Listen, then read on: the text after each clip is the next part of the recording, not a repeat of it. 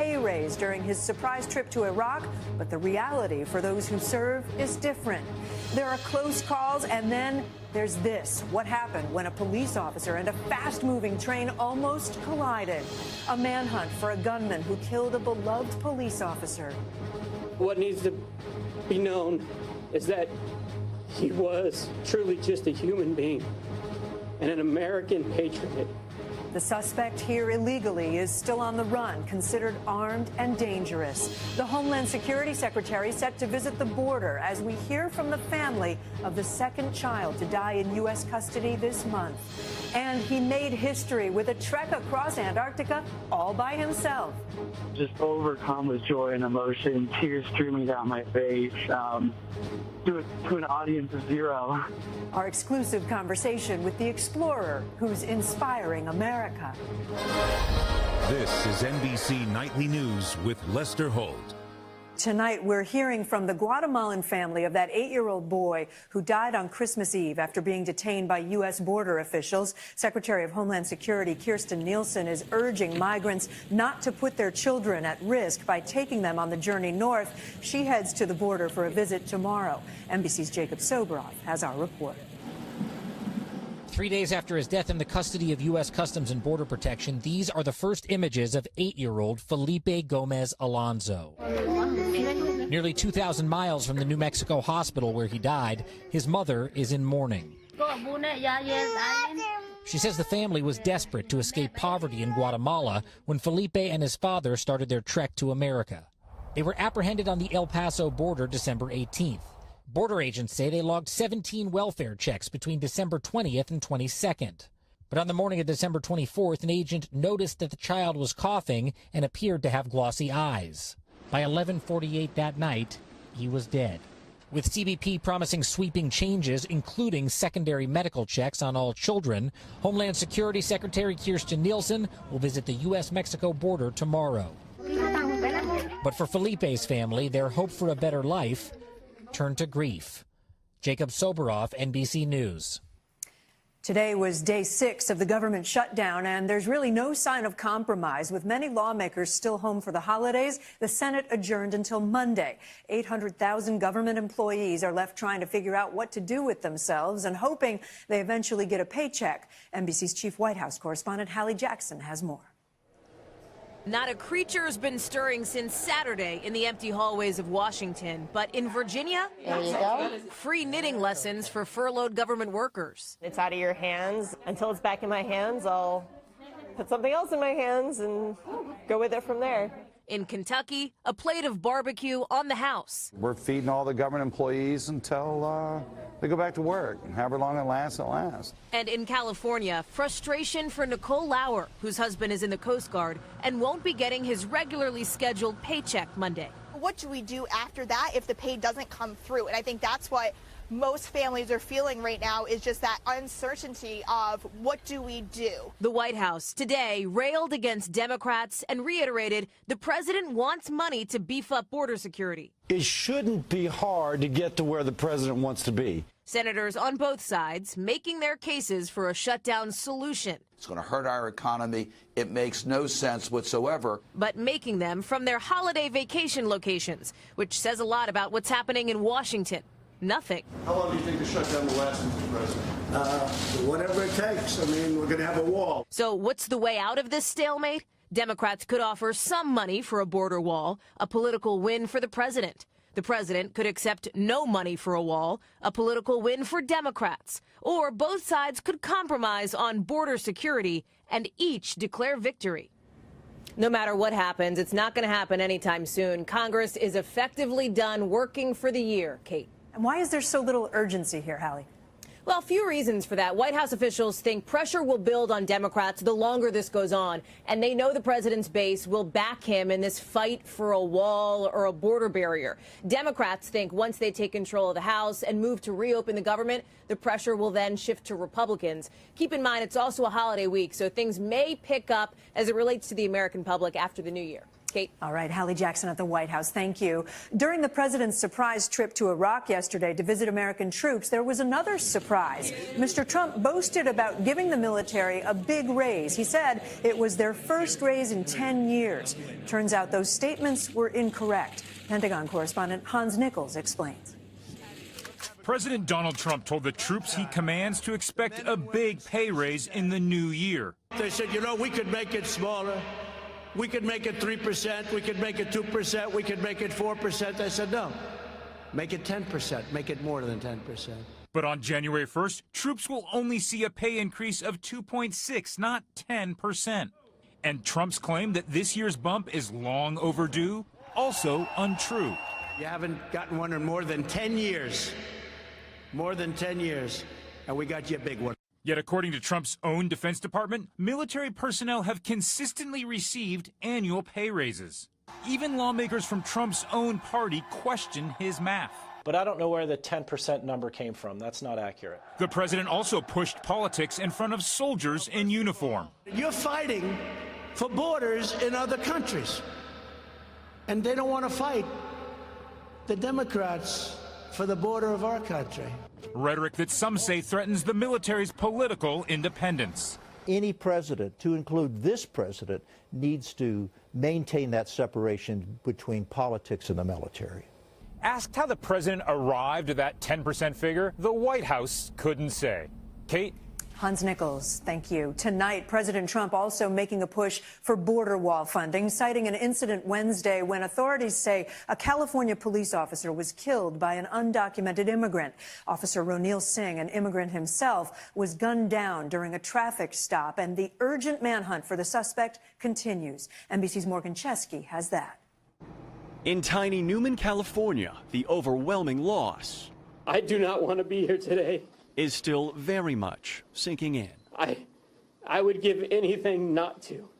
Today's emotional plea from Police Chief Randy Richardson: help find the man who killed 33-year-old Officer Ron Singh. My department is hurting. We're struggling through this. Singh had just taken this photo on Christmas with his wife and 5-month-old son. 5 hours later, he was gunned down during a traffic stop.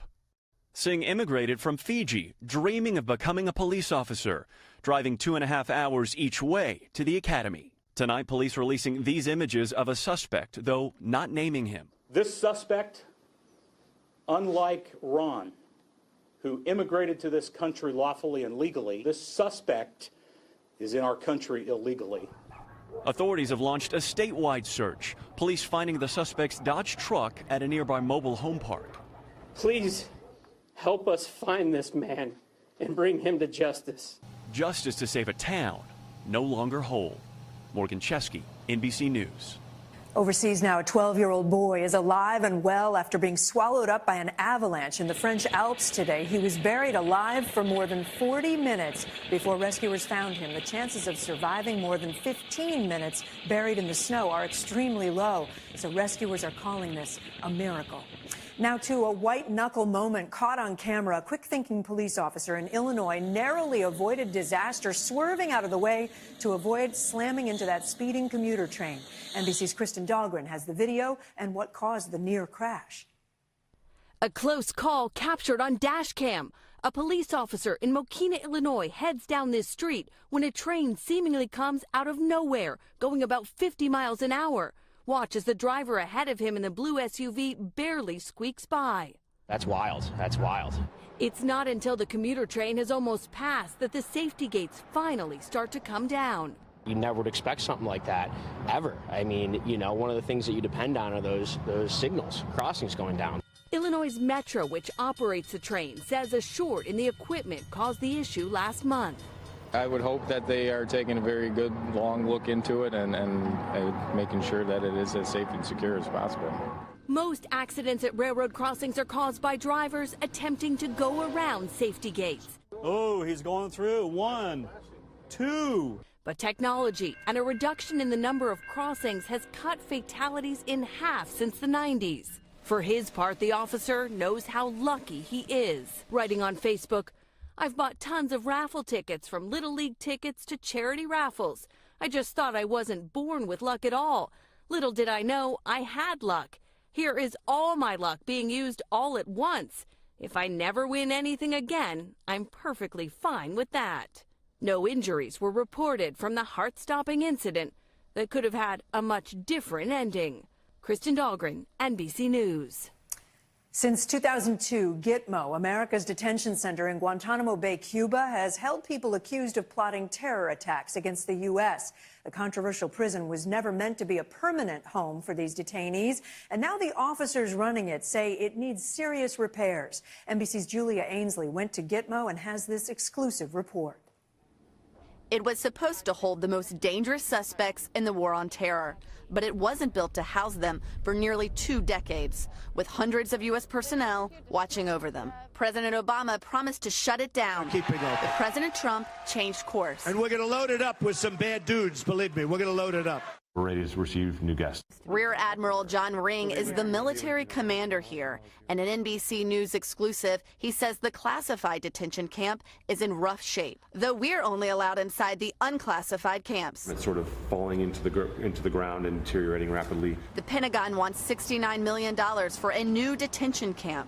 But so far, Congress has said no. The biggest need, Ring says, dealing with aging detainees. The oldest is 71. Another had his 5th back surgery and had to have his cell reconfigured to fit a hospital bed. This is one of the model cells inside Camp 6. As you can see, most of the doors aren't wide enough for a wheelchair, let alone a hospital bed. Steven Zanakis worked as a psychiatrist inside Guantanamo. We're not meeting what we all expect as good medical care, and we feel obligated to give as doctors and professionals in uniform or out of uniform. So why won't Congress approve the money? I don't think it's in the public mind. The reality is there are people that would do bad things to us, and the military is, I think, doing a very good job of keeping most of the bad folks on the other side of the moat. For now, Ring sees himself as an innkeeper, waiting for Washington to tell him new detainees are on the way, and whether there will be money to pay for them. Julia Ainsley, NBC News, Guantanamo Bay. Still ahead tonight, from wildfires and tsunamis to earthquakes and hurricanes, we look back at the tremendous cost of this year's natural disasters. Also, an incredible solo journey across a frozen landscape. No one has ever done it quite like this before, and we hear for the first time from the man who did it. The recent Indonesian eruption and tsunami was a reminder that Mother Nature has not gone easy on us in 2018. All over the world, hurricanes, wildfires, floods, tornadoes. All told, they've cost us too many lives and billions in recovery efforts. NBC's Kerry Sanders takes a look back. In Indonesia tonight, threats of another eruption and tsunami after a wave of destruction this weekend killed hundreds. 2018, a year of seemingly back-to-back global natural disasters. Just named the 4th costliest year ever when calculating insured losses. In overall economic loss, $155 billion. From the record-setting wildfires in California, more than 22,000 homes destroyed, 100 people killed, to Hawaii's volcano, $1 billion in damage, to the strongest hurricane in 26 years. I'm Kerry Sanders. Hurricane Michael, 155-mile-per-hour winds making landfall in Mexico Beach. Or the eye has come ashore just to the east of us.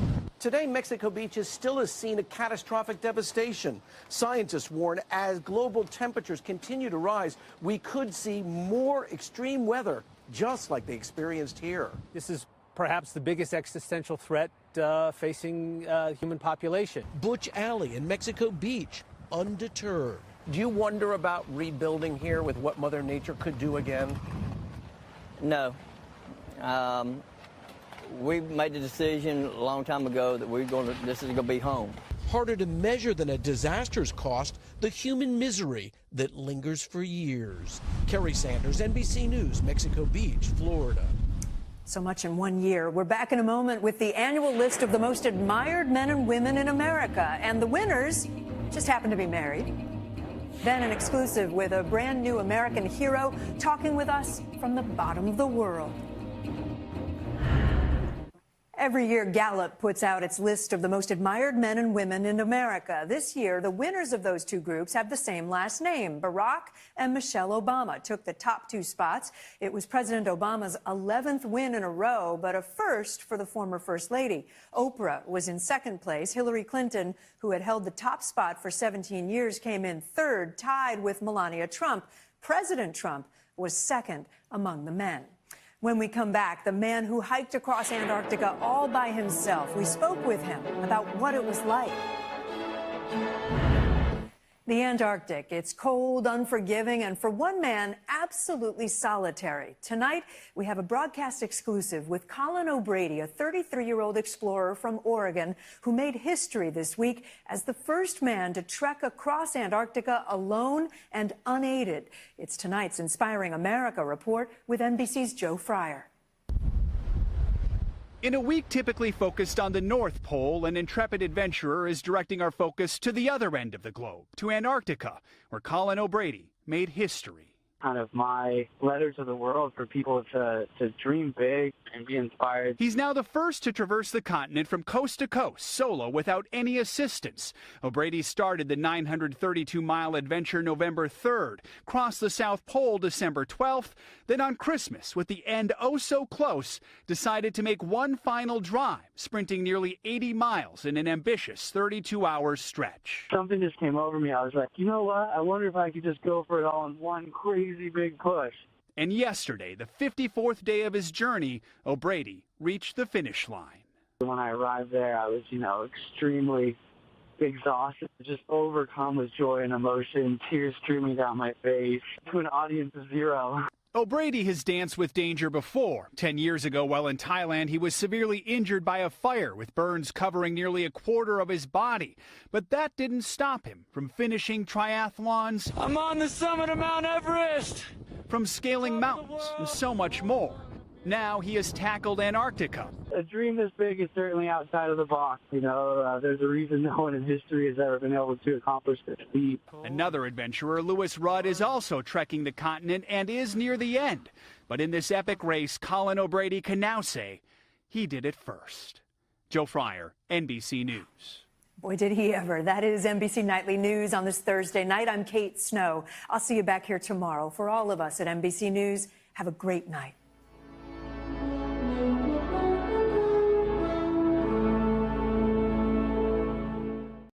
Hey, NBC News viewers, thanks for checking out our YouTube channel. Subscribe by clicking on that button down here and click on any of the videos over here to watch the latest interviews, show highlights, and digital exclusives. Thanks for watching.